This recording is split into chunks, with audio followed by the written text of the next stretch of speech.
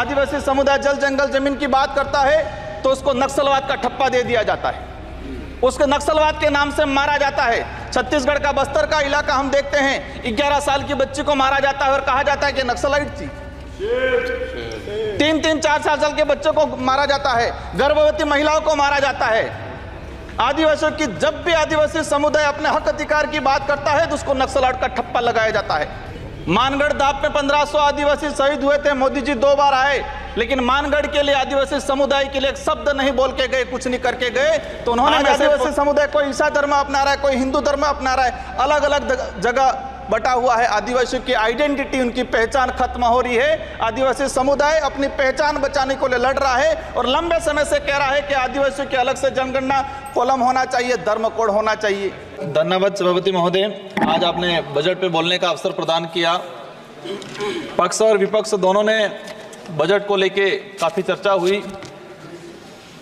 देश का जब बजट आता है तो देश का युवा एक आस लगा के बैठता है कि इस बार कुछ अच्छा होगा।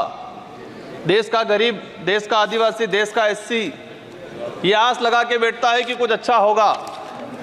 हमारे राजस्थान की बात करें, राजस्थान में डंका बजा रहे थे कि डबल इंजन की सरकार है, सब कुछ हो जाएगा।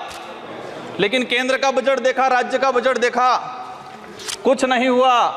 और पूरा देश का एसटी एससी आदिवासी समुदाय हो, युवा हो, सब ये लग रहा है कि ये डबल इंजन की सरकार की दावा करने वाली इस बार का जो बजट है वो कहीं न कहीं सिर्फ बिहार का, कहीं न कहीं आंध्र प्रदेश का और सरकार बचाने का बजट साबित हुआ है। और कहीं न कहीं ये जुमलेबाज का जो बजट आया है इस बार, देश की जनता देख रही है। मैं उस लोकसभा क्षेत्र से आता हूं, बांसवाड़ा। मैं बांसवाड़ा डूंगरपुर की जनता को धन्यवाद देना चाहता हूं जिन्होंने मुझे चुन के भेजा। वहां पर हमारे प्रधानमंत्री जी ने कहा था कि जिसकी कोई पहचान नहीं है, जिसका कोई नाम नहीं है, जिसका कोई रिकॉर्ड नहीं है, ऐसे व्यक्ति को जिता के क्या करोगे। लेकिन बांसवाड़ा डूंगरपुर की जनता ने ठान लिया था कि लोकतंत्र है, राजतंत्र नहीं। और ये राजतंत्र तय करने का किसी को ठेका नहीं है, लोकतंत्र है। जनता ने ठान लिया था कि इस बार राजकुमार रोज जाएगा। मैं आपके माध्यम से, पूरे सदन के माध्यम से मेरी जनता को धन्यवाद देना चाहूँगा। मोदी जी ने कहा था वहाँ के बड़े बुजुर्गों को कि घर घर जाके राम राम बोल देना और चुनाव जिताना। वहाँ के बड़े बुजुर्गों ने ठान लिया और कह दिया था, और मेरे माध्यम से और आपके माध्यम से संदेश पहुँचाया है उन तक। मुझे कहा था मोदी जी को कह देना कि देश के आदिवासियों को उजाड़ने का काम पिछले 10 सालों में हुआ है। देश के अंदर धर्म की राजनीति हुई है। देश में 15 लाख रुपए बेरोजगारों को नौकरी देंगे यूं करके 10 साल राज किया है। इस बार हम सबक सिखाएंगे।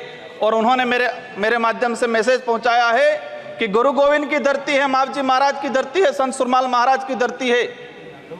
मानगढ़ दाप में 1500 आदिवासी शहीद हुए थे, मोदी जी 2 बार आए, लेकिन मानगढ़ के लिए, आदिवासी समुदाय के लिए एक शब्द नहीं बोल के गए, कुछ नहीं करके गए। तो उन्होंने मैसेज पहुंचाया है कि आदिवासी समुदाय जाग गया है और अब वो आदिवासी समुदाय नहीं रहा जो बहका में आ जाएगा और वोट दे देगा। माननीय सभापति महोदय, जो वर्तमान स्थिति बनी है बजट के अंदर, मैंने देखा धातुओं का खनन को लेकर उद्योगपतियों को टैक्स में छूट दी गई। लेकिन ये खनन कहाँ हो रहा है? धरती पे हो रहा है, हमारे देश में हो रहा है, पहाड़ों में हो रहा है, जंगलों में हो रहा है, और वहां पर जीव जंतु रहता है और आदिवासी समुदाय भी रहता है। लेकिन आदिवासियों के समय के आदिवासियों के लिए क्या प्रावधान किया गया? आदिवासी इलाके के अंदर देखा जाए, आदिवासी समुदाय बैठा हुआ है, उसको जमीन का पट्टा नहीं मिला हुआ आज तक, आजादी से पहले से बैठा हुआ है, लेकिन वो जमीन की बात करेगा। सभापति महोदय, यहाँ पर सत्ता को लेके होड़ मची रहती है, सत्ता पाने को लेके बोला जाता है।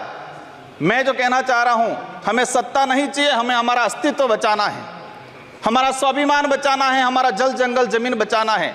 और देखा गया देश के अंदर आदिवासी समुदाय जल जंगल जमीन की बात करता है तो उसको नक्सलवाद का ठप्पा दे दिया जाता है, उसको नक्सलवाद के नाम से मारा जाता है। छत्तीसगढ़ का बस्तर का इलाका हम देखते हैं, 11 साल की बच्ची को मारा जाता है और कहा जाता है कि नक्सलाइट थी।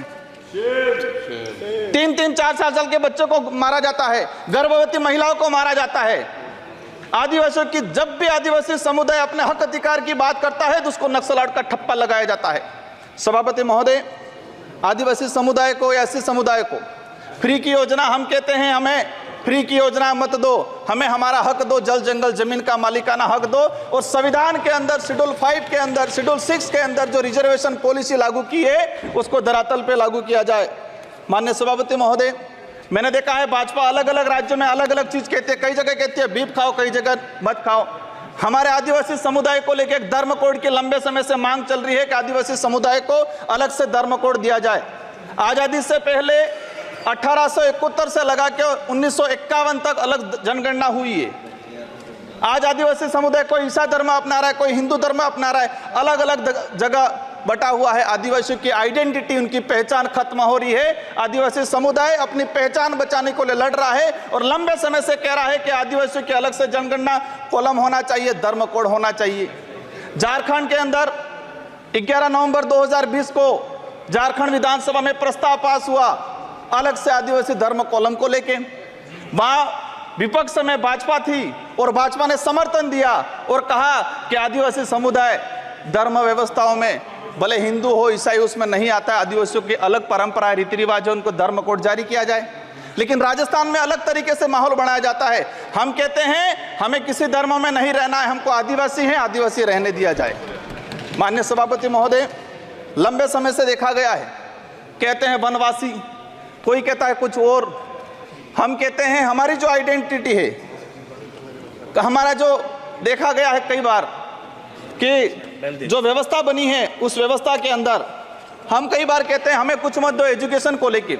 नई शिक्षा नीति, मुझे लग रहा है अभी घंटी बजने वाली है, मैं 2 मिनट में मेरा समाप्त करूंगा। नई शिक्षा नीति के तहत यह प्रावधान किया गया है कि 6 साल का बच्चा होगा, इसके बाद उसको पहली क्लास में एडमिशन दिया जाएगा। माननीय सभापति महोदय, मैं कहना चाह रहा हूं निजीकरण को बढ़ावा देने का तरीका है ताकि सरकारी संस्थाएं खत्म हो, प्राइवेटकरण हो, ये कहा गया है। मैं अंत में एक ही चीज कहना चाहूंगा, मेरे लोकसभा क्षेत्र के अंदर गुजरात और राजस्थान का बॉर्डर है, वहां पर माही और कड़ना बना है। मैं सरकार से कहना चाहता हूं अगर आदिवासी समुदाय के लिए, उस क्षेत्र के लिए कुछ करना चाहते हो तो इरिगेशन के तहत माही और कड़ना से प्रोजेक्ट तैयार करके उस इलाके के अंदर रखा जाए। अंत में आप सबको धन्यवाद। दक्षिणी राजस्थान से जनजाति क्षेत्र में शिक्षा की अलख जगाने एवं ग्रामीण विकास में समर्पित राजस्थान सरकार द्वारा सम्मानित श्रेष्ठ संस्थान राजस्थान बाल कल्याण समिति 1981 से जनजातीय क्षेत्र में प्राइमरी से लेकर पोस्ट ग्रेजुएट तक शिक्षा उपलब्ध करवा रही है। संस्था वर्तमान में 11 महाविद्यालय, 7 विद्यालय तथा 400 गांव में ग्रामीण विकास के विभिन्न प्रोजेक्ट संचालित कर रही है।